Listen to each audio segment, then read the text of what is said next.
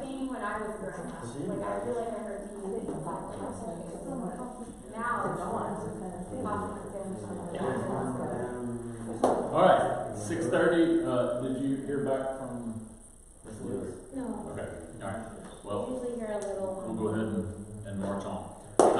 So we've got several folks that aren't making it tonight, and so I am live streaming for potentially 2. Doesn't look like they're on yet. And then recording it for the others so they can catch up later.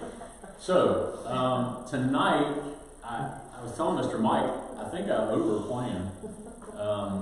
I had set aside 2 nights for us to go through each of the acronyms. So 2 nights for couple and 2 nights for chairs. I'm not sure we're going to need 2 nights on each.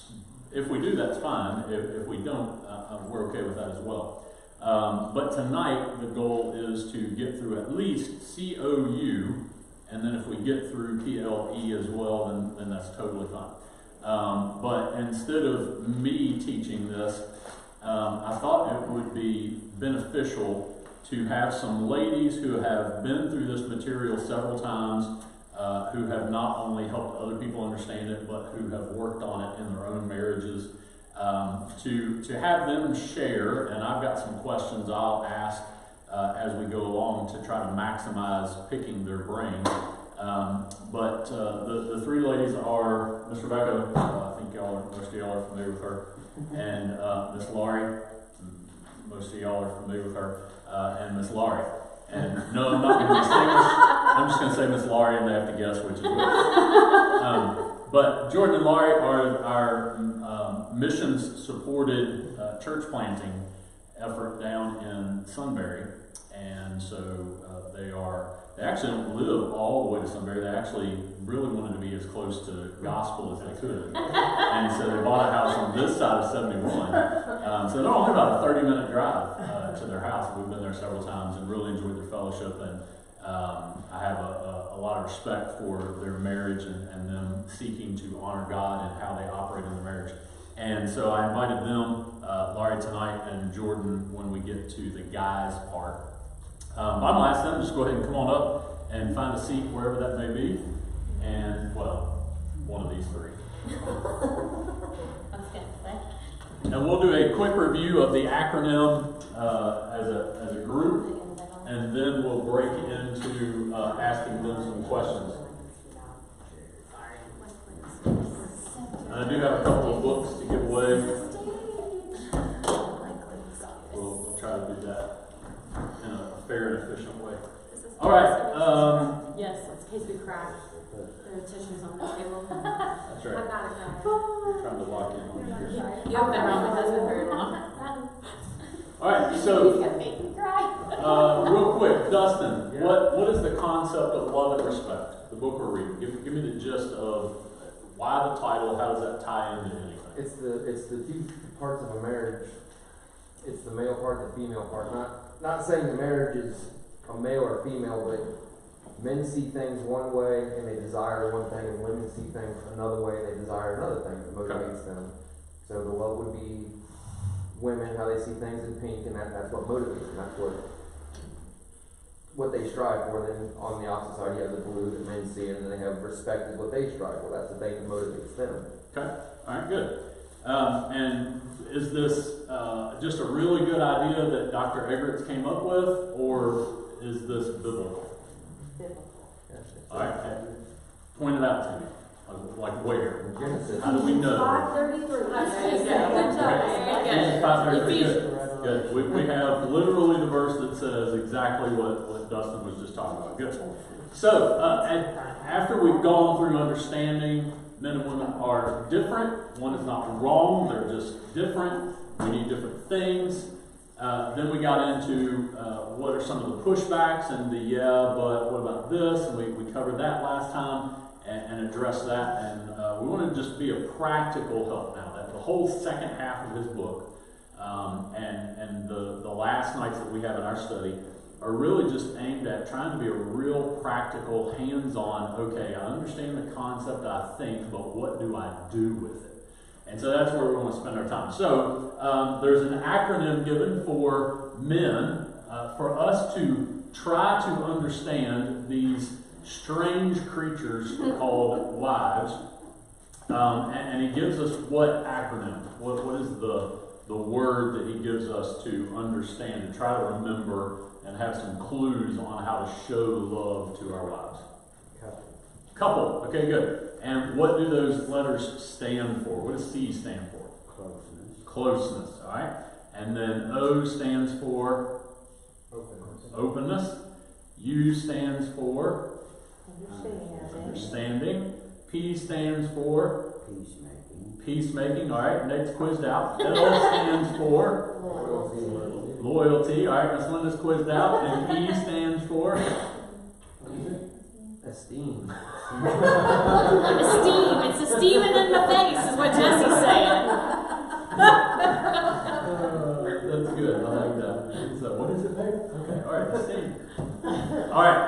So, I've asked the ladies on our panel here to come up with one specific example, and we're not going to try to go in order C-O-U-P-L-E, so they can be wherever they want to be.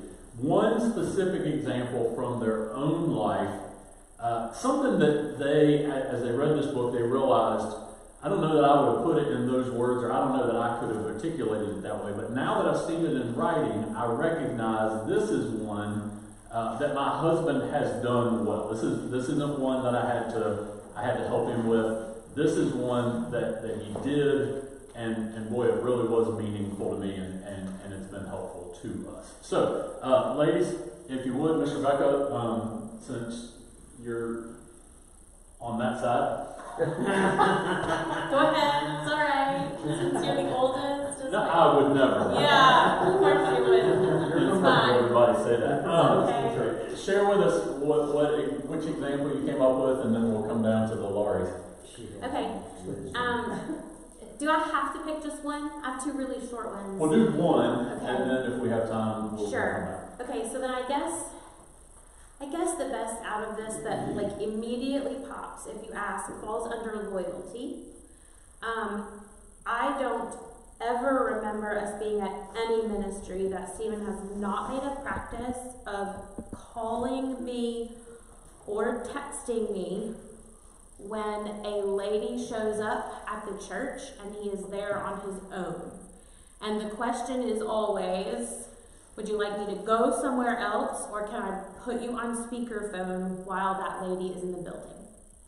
And that, I'm sure there are lots of other things that my husband does that make me not ever doubt his faithfulness, but that one ranks at the top of the list.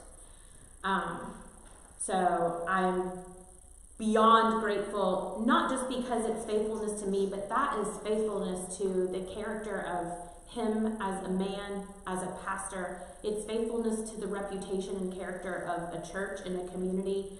So that's mine. Okay. Mike has always been the peacemaker. So he's never been one, like, we're not just sweeping that under the rug and letting it pile up until things don't fit under the rug anymore. He's always been, no, that's a conflict, we're going to solve that and then we'll move on. We're not going to just shove it away or walk away.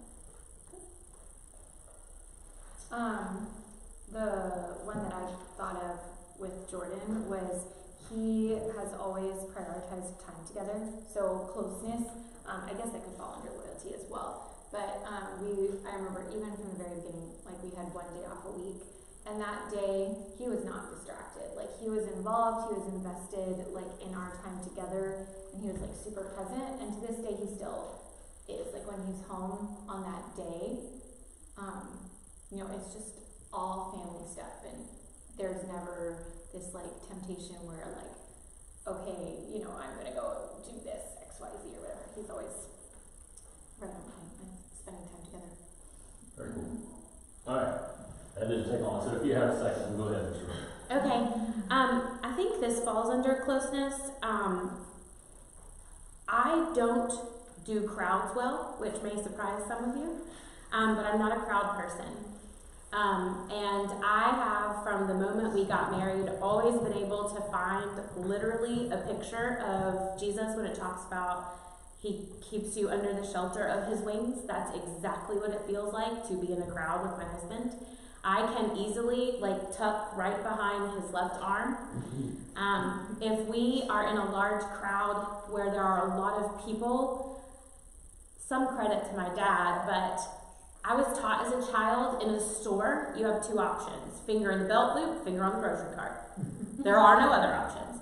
So to this day, in a large crowd, my finger will end up in the belt loop of my husband, which he's there to make sure he finds my hand. But the closeness, the physical, protective, guiding touch is overwhelmingly important to me. We were just in a conference in Indianapolis, and that did not happen a couple of times. And I just realized how much I am appreciative of it and how much I rely on it when I don't think I realized how important it was to me until it wasn't there. So. Either of y'all have a second one you were chomping at the bit to share? I'm not that much of an overachiever now. No. Lori followed the instructions. So I'm curious, would you say that that's always been something you recognized as a way that your husband showed you love, or was it just kind of a positive in your mind, and after reading this book you went, that's why it's so meaningful, is because it makes me feel loved? Did the book help you to see that, or did you already know that?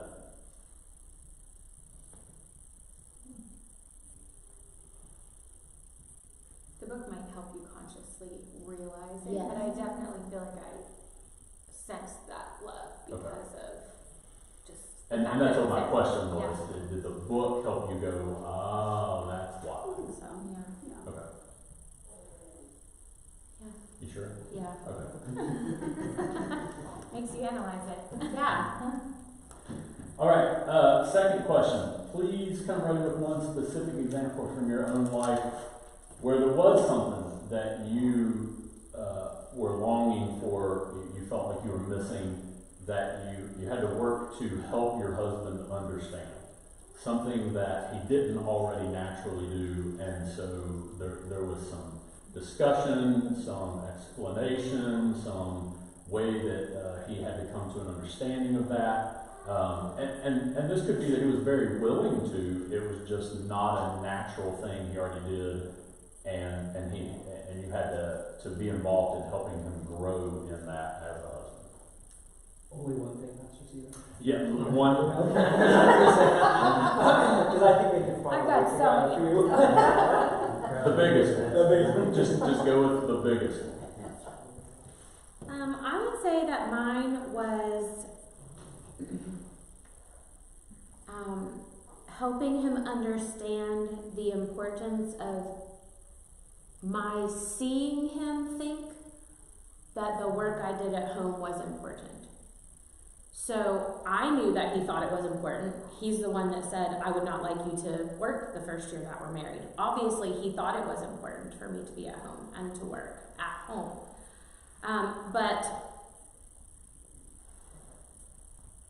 for him to behave in a way that communicated, I think what you do is important, is different than just, of course I think it's important. So when something has been cleaned up and then he comes in and makes a big mess and then walks out and leaves it, I don't think he doesn't think what I do is important. At that moment, that's exactly what I think. It feels like, well, she's here all day anyway, so it won't matter if she just has to clean that up again.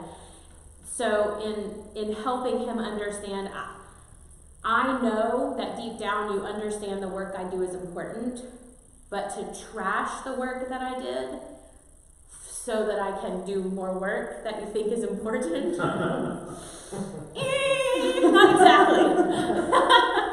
So it was more about trying to communicate, could you please honor my time and cherish the work? because I could do many more things in our home if I weren't repeating things that were already done in our home. So, Can you remember can you remember a specific example of like what you named and said, please stop doing that? yes, he would put his shoes on our brand new Navy comforter. And when he would pick them up, there were large shoe prints on the comforter. So I don't think he doesn't think that's important, but why would you do that? Why would you do that? And also, like, no, it takes me all of 5 seconds to wipe by and swipe that. But if I'm attempting to make our bedroom a place of, safety and comfort and intimacy, you might not have a problem if there's dirt on the comforter, but your wife is going to struggle. So let's just keep the shoes off the comforter if we could, please. Okay. Laurie, number 1. So, Mike is a fixer. So, for many years, I would just come to him and vent the day, and then he would give me all the things that I needed to do to fix it. And then I would get very frustrated because I don't want to do all of those things. I didn't even want you to give me any things. So, it actually wasn't. They have been good things, but at the time, that's not what I was saying. So it was not until Love and Respect, reading the book, that we realized that would spin us a little bit. And what I needed to start with was, okay, right now I just need to let you to listen. I just need to get this off, and I need you to not fix it. He's like, oh, okay. The end. Done. Yeah. I remember early on in our marriage, we got married, and if anybody knows Jordan, he's like Energizer Bunny, overachiever, high energy, very extroverted. And I was not. Especially I was not. I was like an introvert. Like at the end of the Sunday evening, I remember it be like, I'm about ready to hide in a corner and go home. And on the way home, he's like, who can I call? I think I'll call my mom. Oh, they didn't answer. I'll call your mom. Like he's just ready to keep chatting. And I'm like, it's 8 o'clock at night. Can we just chill? Anyway, so Jordan's like really busy. And when we first got married, I just remember where we rested really well on his day off. The rest of the week, we just crammed our schedule. And I just remember sitting down and just saying, this is too much. We're pulled in, so many different directions. And every single night we have something going on. And I was reading a book at the time called Margin. I don't know if you've heard of it, but it was really good. I think Jordan ended up reading it too. We both read it. And so we came together and we just reevaluated our schedule and kind of worked towards setting rhythms so that we could kind of, for me especially, expect, okay, what's the week going to look like? And okay, on Tuesday, that's the day we normally plan and try to have somebody over or do something with somebody from church. And, Friday was our day off and we're just going to chill and do this as a family. Our evening kind of rhythms, those kind of things we started to set into place, and that was really helpful. And he was super willing, but I just had to communicate, and we both had to figure it out. Okay, this is not going to work anymore. Yeah. So, in your mind, where would you identify that in the couple acronym? Mm-hmm. I can see it going a couple of places, but I think openness, because I can communicate. Probably openness. Yeah. okay. Good. Any follow-ups before we continue? Okay. So, when you communicated those, I don't think I told you I was going to ask you this, so this is kind of putting you on the spot. When you sought to communicate to that, how did you seek to do it in a way to help them understand the way it impacted you in an unloving way, or the alternative that you were looking for in a loving way? How did you intentionally try to get that across, or did you not? Did you just kind of blow up at him about it, and then down the road you figured out how to communicate better? me, it was probably I didn't handle it correctly and I blew up or something. Because Okay. I was not a good communicator in my marriage. So probably just got frustrated and we were just kind of like, this has to change. Is that unexpected? Well, I mean, we've all done it. Yeah. I probably was just really frustrated and like, this is just not how I picture So it wasn't so much a methodical thought process, and you went, "Oh, here's something we need to talk about," and then you talked about it. You just felt it overwhelm you and had to get it out. Probably. Okay. Probably. All right. I would say that's probably accurate for mine. I remember like this being a thing when we first got married. Mhm. But I didn't know about this book, and I don't even know if that book was out when we got married. Anyway, but I remember talking about things like put in your socks or whatever, and I'm quite sure I didn't respectfully say, could we talk about how this makes me feel unloved?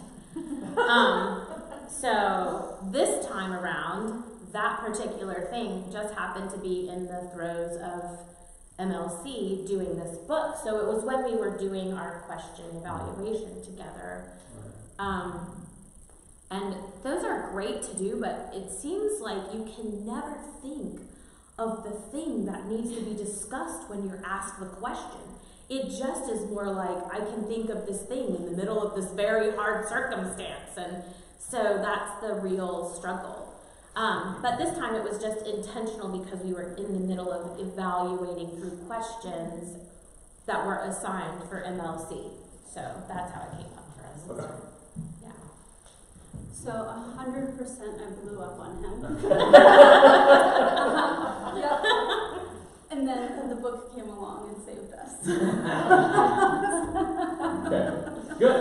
And I appreciate that because I think that reminds us that without the book, we would still have the need.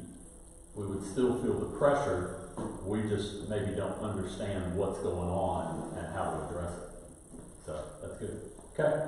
I did ask you to think about a specific example where you see females wanting these things, but whether intentionally, unintentionally, in the church, out of the church, whatever, that they're taking it too far.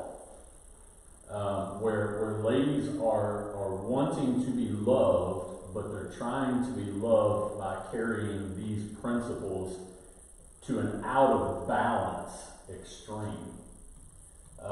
And so if you would share where you see a concern for ladies along those lines of you're wanting to be loved, but maybe you're stretching too far. We'll start on this end. Okay. I thought under the category of openness, so that letter, I was just thinking about our culture today.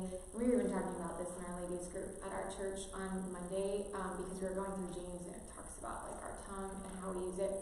Anyway, I was thinking about how I feel like in our culture, it's widely accepted and kind of promoted, like share your emotions and be vulnerable and don't apologize for yourself, etc. And just that we are encouraged to embrace our emotions and not necessarily put them under the control of the Spirit. And so while we should be able to be vulnerable with our spouse, and we do want to have those like open conversations, and it's the closest earthly relationship we have, we can't just be like, well, they're stuck with me. That I deserve to express my emotions to them, and then it doesn't matter if we're sinning in the process. And so we can't necessarily just embrace all our anger and all our frustration or whatever it is and let it out on our spouse. And I just feel like in modern culture today, that's kind of more promoted, like just be who you are, without taking into account that our actions and tongues need to be ruled by the Spirit. Okay. I think this answers the question, maybe not, I don't know. What is it?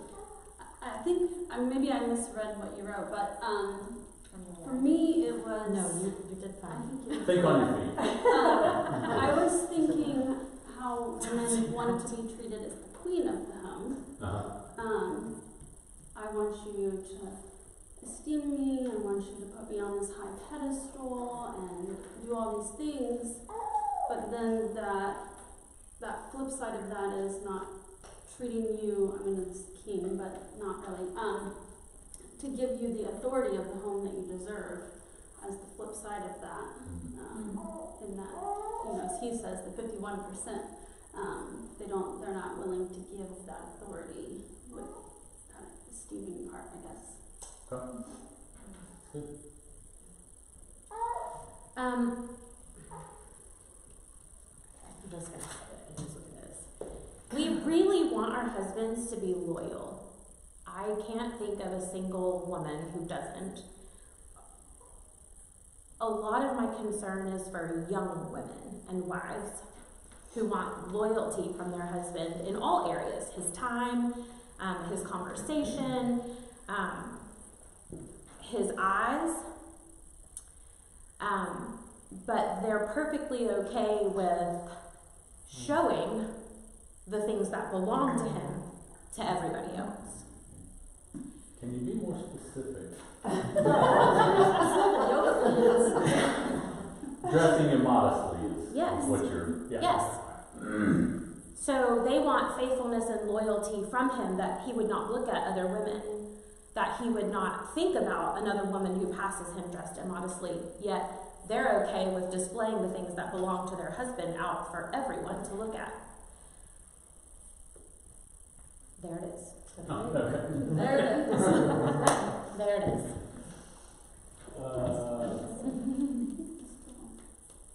So what's the right balance on that? Each of the things that you addressed, and you kind of already talked about it, but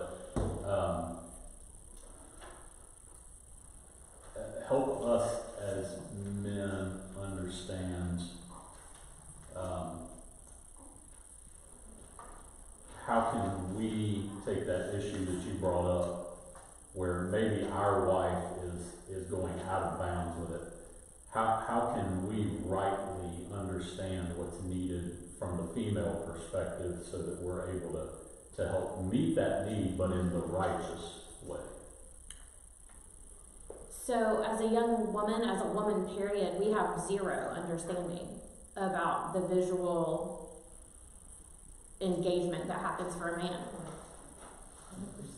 100%. So we can't expect to be able to have him give us an explanation and it click for us. Okay. In that, we have to literally give our husband the authority and for him to say, this is what happens.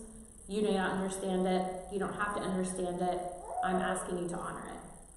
Also, if your wife doesn't understand it, then she may not know that what she has put on is going to trigger those things. You're gonna have to say to her, sweetheart, I'm gonna ask you not to wear that, in a loving manner. And she's probably gonna get angry. It just is what it is for most people. But we don't understand the visual turn on. And we are completely sometimes just clueless to what we're wearing, that we may not as a female see that at all, but a man might. So we need you to explain, and we need you to correct lovingly. You must correct lovingly. Otherwise, you are leaving us to our ignorance, maybe, which is wrong. Okay, so you addressed this a little bit. How does a husband, from the female perspective, how do you receive correction that's in a loving way?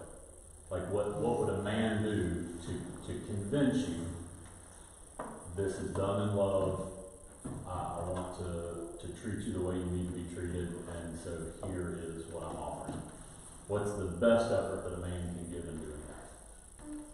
I think like the timing, so not correcting me in front of other people, or not correcting me when I'm in the middle of my 7 flavors of bonbons for the day. Like I'm busy and doing things, but like even saying like, hey, I have something we need to talk about at some point. Can you work in kind of 15 minutes today that we can talk about it. So the timing, I think, is really important, and just making sure that I've put aside the rest of my day and I can focus on that.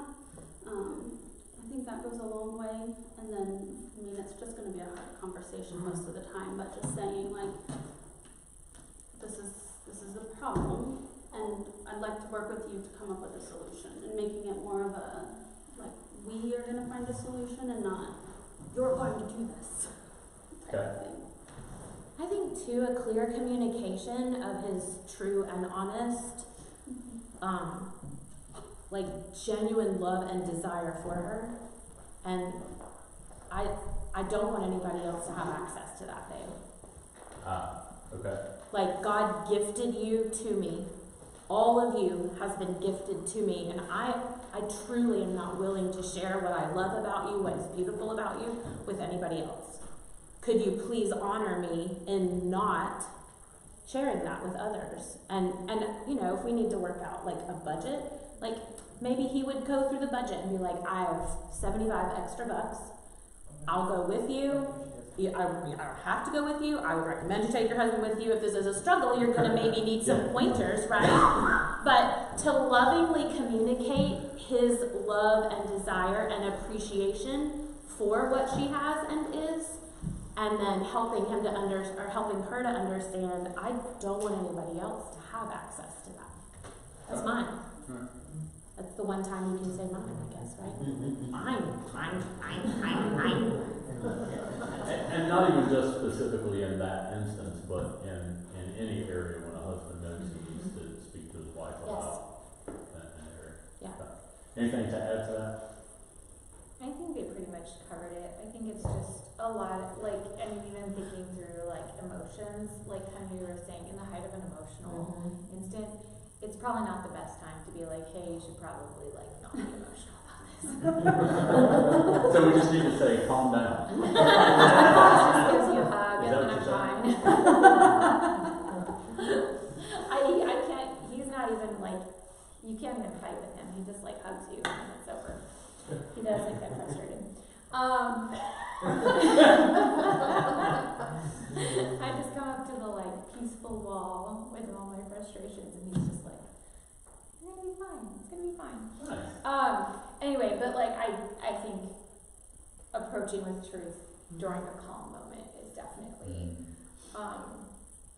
important, and not in the height of, like, emotion. So coming back around and being like, okay, this is not emotional. And then also I think prayer, right? Like if your spouse is not receptive, because you can't change their heart attitude towards you. Like they could outwardly be like, okay, like if you don't want me to do this or XYZ, like I'm not gonna do it, but that doesn't mean their heart is gonna change. So I think prayer is really important too as a spouse. Like if there is something like, oh man, my wife is like uber emotional and kind of succumbing to this narrative, like it's okay to take out her frustration on me type of thing. Like I think you should speak truth about it, but also prayer. Wisely then. Okay, so anything else y'all want to add from the questions that I had provided ahead of time, or things that you just thought of as you were going over the acronym again in your mind? Again, just trying to help us as guys understand the female mind, wiring, needs.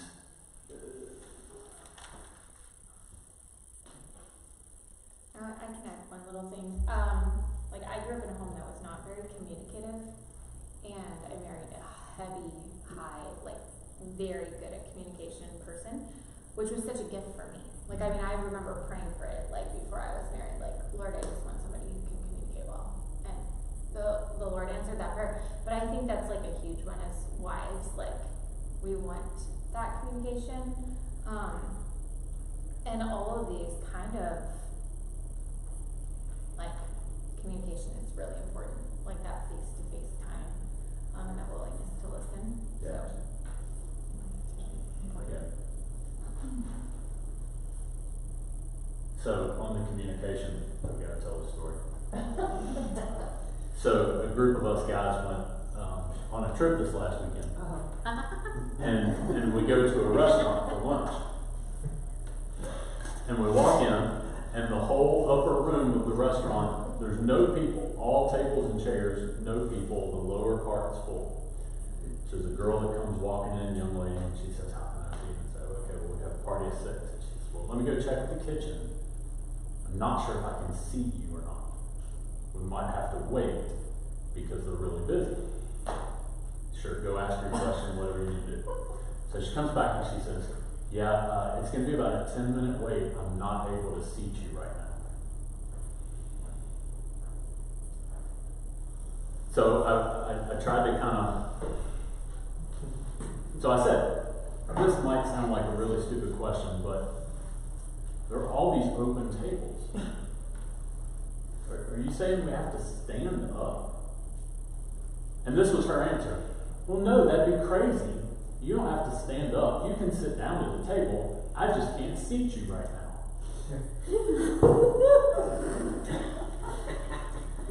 So in my mind, I'm going, that is the pinkest thing I have heard in years. She was being very legalistic with the term seating. Oh, yeah. And I think I really do. I think that's what it was. Is she was using seating as like the technical, you're going to be at a table with a waitress.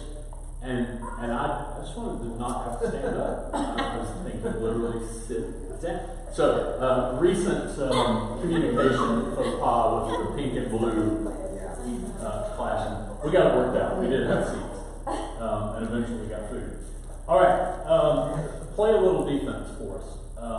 Pretend you are the goalie protecting the other ladies out there. What are some trends that you see in men, in church, in movements of masculinity, whatever? Some things out there that you see that you want to speak to encourage men. Don't go here. Don't go where you're being encouraged to go with your wife, because that's not love. Help us with some things that you see that men are doing. Now, the last question was kind of aimed at what are some lady things, but what are some trends with males that you see that you would say, Christian men, please don't do this, it is not helpful for your wife? Or maybe not even trends, maybe just long-standing stereotype things. Recently we were having a conversation with friends from our old church, and we were just talking about how often they were being approached with the wife was really willing to step out and do something in faith, but the husband was not the one communicating that. It was always the wife, and the scenario, and this happened several times, and we were just talking about why does that happen? Why is the wife oh yeah, let's move to Columbus and plant a church, right? It'd be the wife yes, let's do this, and then the husband would just kind of be maybe not no, but not yes. So I think that's probably just leadership, maybe lead your wife one way or another, or it's probably on the wife too, but just making sure that there's that secure couple where we're okay, we're making decisions together and we're talking these through together, just leading in that. Okay. I got a question on the flip side of that. Yeah. What she just mentioned. Is there ever a point where, when the husband, because we're kind of the flip side of I'll agree to everything. Yeah, we can do that. Yeah, we can do that. Is there ever a point where it should be okay, wait a minute, we need to talk this through. Don't just say, hey, yeah, we're going to do that, or. Yeah. I know I've got this in some situations where I'm sure we can do that, and just, no, we can't do that. Right. Definitely. I think as a couple you have to bring that in together. It's kind of like what you were talking about earlier, where he was driving me nuts. Yeah. Yeah, I don't think you want to sign your spouse up for everything. You say we're going to, then Right. it's not, oh yeah, we can, and then, okay, Miss Jessie, here's your 17 tasks I signed you up for, or whatever. I think that would be overwhelming maybe, but. Yeah, I think in a sense, I was speaking more to maybe the spiritual side of women maybe have a tendency, I don't know, I feel like that's what I've seen. Like, generally speaking, women are like more emotional, so we can get maybe carried away in those kind of situations, but we're also maybe a little bit quicker to respond to something like, would you move to Columbus and help us plant the church?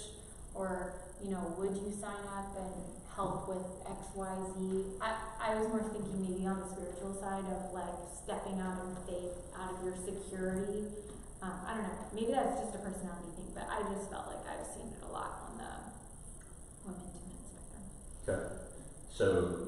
So for the husband, what would be a good way to help work with that? What would you want your husband to do if that was? I think I'd want him to be sensitive to the Lord's leading, so that his wife maybe wasn't always feeling like, oh, let's do this, oh, let's do that. So sensitive to the Lord's leading, and then also like very like where his wife knows that he has that walk with the Lord, and she can go to him, and like they can make those decisions together. I don't know. So like strong leadership, I guess. Yeah. Is kind of where it boils down to, just like Okay. in the spiritual realm. So do I understand that you're not making saying sense. that he should just help make whatever she decides happen? No. He's helping to guide and lead from the front. He gets to lead from the front. Okay. There you go. Yeah. I think Laura's just saying, like, there's a lot of spiritual apathy with a lot of young men who just don't kinda really, like if there's a faith opportunity, it's like, yeah, well, We'll things see what are a happens. little more important. Yeah. Like, You got a program for that. What's that? We got a program for that. No team. I was thinking like just passivity in general, like just letting. On the part of men. Yeah, Okay. like in my workplace, most of the women run the show in their home, and the husbands are just blindly following along, doing whatever. And then there's obvious struggles that come from that, financial, or even marital problems with the children, things like that. And so just general passivity, I think, is a problem. So those men need to step up and say, nah, that's not a good idea, or whatever. Okay.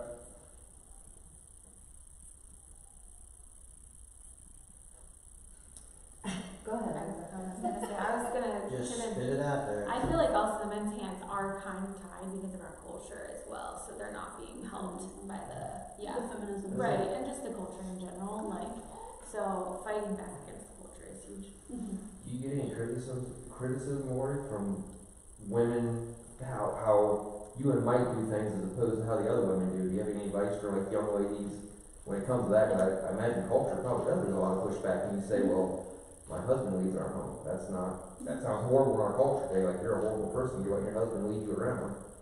No criticism. Yes, I don't get criticism at all.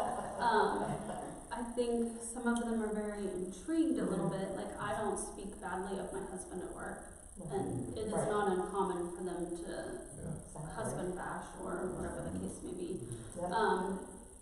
And so I think like it's just like they can see like it's just different. Like they think that like I live in this fairy tale world. Like They think I love my husband, Yeah. my husband loves me. Like people think I'm Amish too.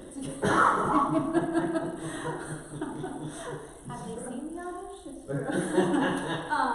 But I mean, they do somewhat feel like, okay, like that relationship's different than whatever we have going on. Yeah, So yeah. I think they can see it. It's so They much may not more understand common. it, but So much more common than people think that it is. yeah. Well, they've got With not allowing the husband to be the head of the home. It's crazy. the tag now, the trad wife, the trad husband, Yeah. where they're almost mocking traditional marriage. It's a traditional wife, traditional husband. Oh. And they call it trad wife. I mean, it's almost, they make a mockery of it on the internet where you're just the most backwards person ever. You live by those rules, by those standards. Do you have one, or you're trying to think of one? Well, Is it controversial? Sure. Of course it is. My favorite. I would beg desperately for husbands to lead by lovingly helping their wives to know when they are wrong and helping them to see that and helping them to know how to get back on the right path. Okay. I'm looking at Ephesians, and maybe you can correct me, but Ephesians 5:25. Husbands, love your wives just as Christ also loved the church and gave himself for her. Now, like, we understand that as like a physical death and sacrifice. That he might sanctify and cleanse her with the washing of water by the word. So, husbands who are shy and shy away from correcting their wife are leaving her in a state of unsanctified and are not helping to engage her in the word, to grow her in the word, to wash her by the word. I am one of those wives. I have received correction very poorly multiple times. But I am very grateful for a husband who just persisted and gave himself. There were plenty of nights or days where I was quiet or passive, but he gave himself so that I could grow. I would hope that he can look at me and say, she has grown. Please do not assume that your wife knows that what she is doing is wrong either. So that is a valid thing. I think that some wives know flat out, yep, I'm going to be flat out disrespectful. And then some wives don't know. Like, they just don't know. So if you don't help her know, then she will continue in a path of disrespect to her husband, which is the exact opposite of what God is calling her to in Ephesians 5:33. So, for the sake of your wife, please lovingly learn to correct her and take the junk that she's going to hand you. Forgive her, be patient with her as Christ is with us, and just keep correcting her along the way. I mean, yeah, there you go. Yeah. I was gonna say, where I see that from the male perspective is the kind of stereotype where you see men in movies and everything say, I'm not going to bring that up because I don't want to have this fight. Yes, Where the exactly. Bible's saying, you got to take the heat Yes. because you're trying to do the sanctification process. You have been given a massive job to help sanctify your wife. Don't push that to the side because she's going to be snooty for 2 days. And then you need to talk to her about being snooty for 2 days. So, good luck with that. So that's really good. Kind of all three of you were kind of hitting on the passivity and the not stepping up thing. Follow up to that would be, for a guy, help us understand when are there things that we should address because we see them, and where are times where we need to give you a little space to just wrestle with something and maybe deal with it and grow on your own, rather than particularly a micromanager or a real prophetic wired person that's like, well, that's wrong, and that's wrong, and that's wrong, and that's wrong, and that's wrong, and you're just going to get beat down with that's all wrong. From the female perspective, speak to that a little bit. Like, go ahead with correction part. I mean, if Mike sees that something I'm going to do is going to be like detrimental, like I want him to say something before it becomes detrimental. But if it's just, well, that's going to be the hard way, but that's okay, like, not a problem, she'll be able to fix it, that's okay, then let me figure it out the hard way, I guess. Okay. And then you don't have to say, well, I knew that wasn't going to work out. You know what I mean? Like, it doesn't mean to be All that followed up time. with that, but then, you know, you can have the conversation of, yeah, well, maybe think about this next time, or I could see this, but let me, Okay. yeah. I think you need to rely on the Holy Spirit for direction. So just being prayerful about what you approach your spouse about, and then you can say it, but don't nag about it, you know. Well, you're talking to guys or girls?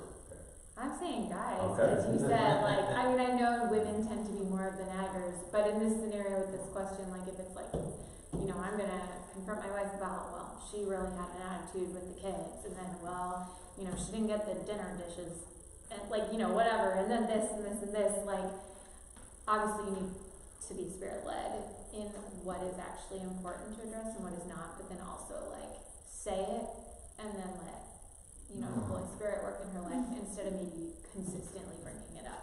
Okay, yeah, that's good. Anything?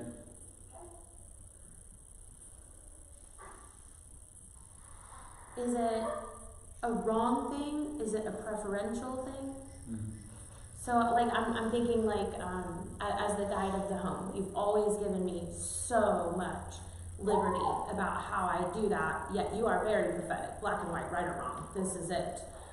So, but in the area of our home and how I guide it, most of the time you have not been that way, unless it was something that you saw that was a sin issue, not really a preferential issue. Also, maybe if this is something that you've previously discussed, we have never been this family, but I know there are families that need to work this way. Dinner needs to be at 5:30. Well, if your wife is repeatedly not dinner at 5:30, but you guys have talked about this, it seems like, babe, like this is the third night now. Dinner's not been on the table at 5:30. Like what's happening? Is there something going wrong with the kids? Are you encountering a problem? Like, ask questions to navigate, do we need to readjust because there's a new baby in the house and the routine is off? Do I need to do something? Would it be beneficial for me to do something differently? You know, but I think maybe a lot of it is, like, are we talking about a sin issue? Are we talking about a preference issue? Okay, good. And that brings up another follow-up of, so in, which one is it where we're not supposed to give solutions? Understand, when we bring something up, should we bring it up and leave it, or should we bring it up and be ready to offer solutions? Because I can see where a guy would be like, no, I'm not supposed to fix it, so I'm not going to offer a solution. Or in the case where a husband's coming to a wife about something, should he come with a solution? I think you should definitely come with one. Okay. Maybe you don't actually have to offer it. As you talk through it, she comes up with one on her own, Okay, so if I'm initiating it, I should come with a solution. right? If you're initiating the conversation, I think hold women- my solution. I think women just like to dump their frustration sometimes, like they just need like a listening ear.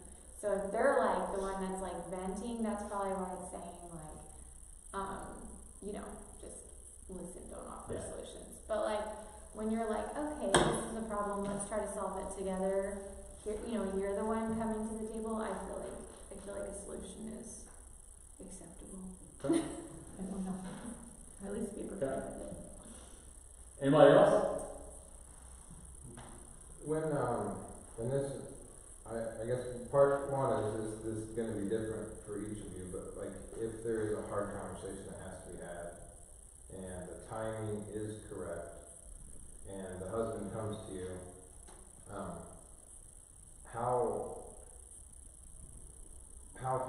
how far do you want, help us understand how far to go with that? Like Stephen said, like in that case, are we saying, I noticed this and this is an issue? Do we help with a solution at that point, or do you need time for processing, or like how are we supposed to present that in the best way when we know that it's already a hard conversation?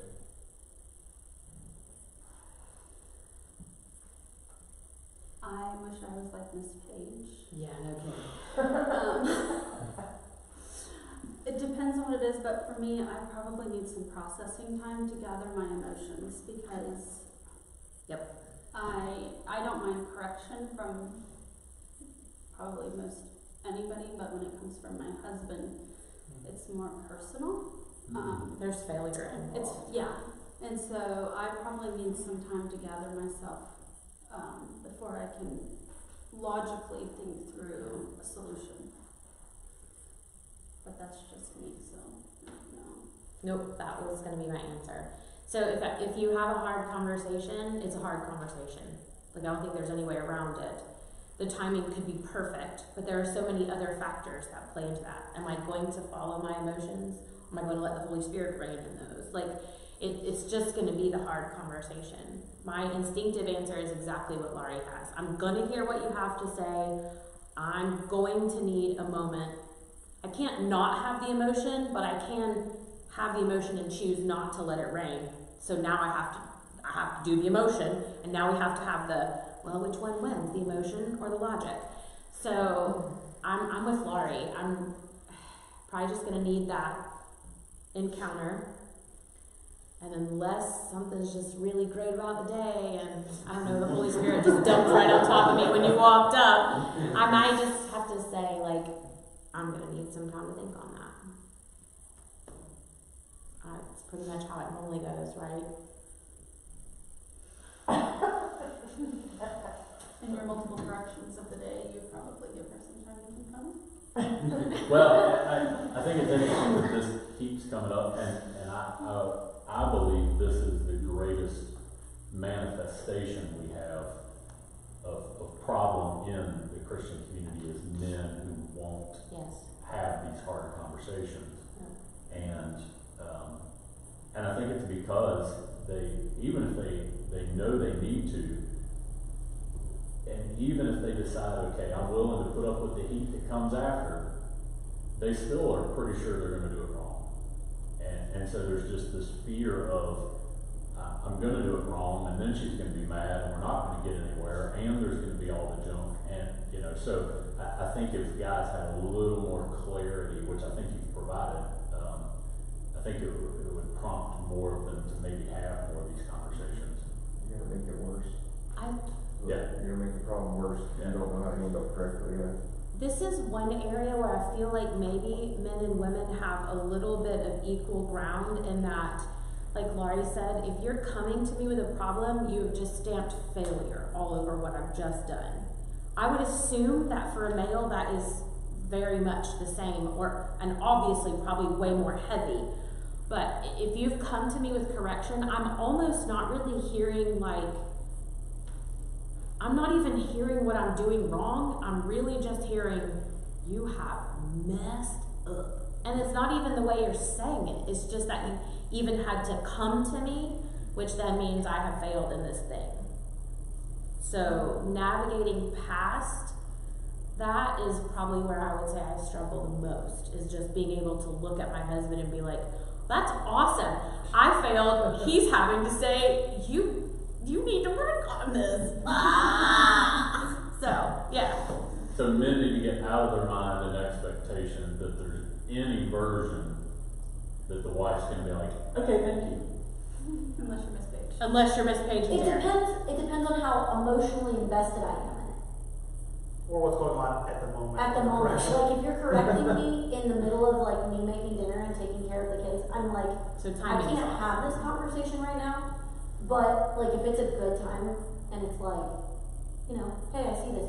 Like, let me ask the questions, and I'm definitely going to need to process it, but I don't feel strongly emotional. Unless, like I said, it's a topic that I do feel deeply emotional about. Usually that is our kids. Everything else I can pretty much take.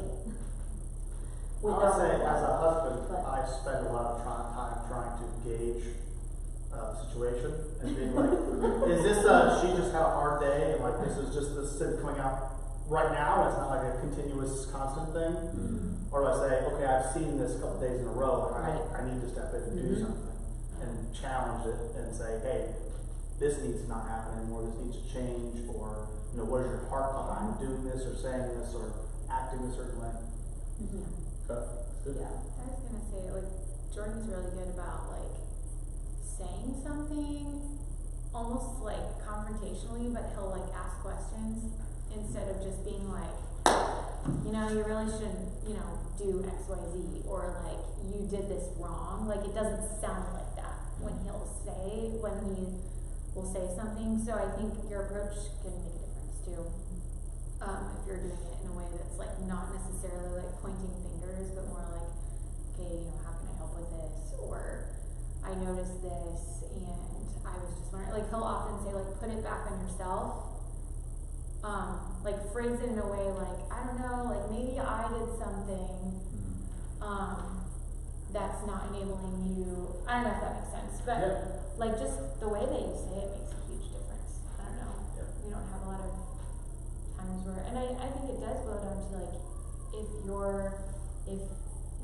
your wife has, like, response-wise, has a walk with the Lord, like, you know, she will be gracious. Hopefully, if she's walking with the Lord, she's not gonna be, like, holding it over your head for, like, 5 days, right? Like, or, you know, hopefully she turns around in, like, a couple hours and it's like, hey, you know, you're right. Like, yeah, but saying it in, like, in a right way is helpful. Maybe do some skits, some role plays. For guys going, if you gotta talk about this. YouTube, how to. Alright, anything else? We're actually over time, but it's good stuff, so I didn't want to cut it off. Any last deep questions before we move? Okay. Well, Mr.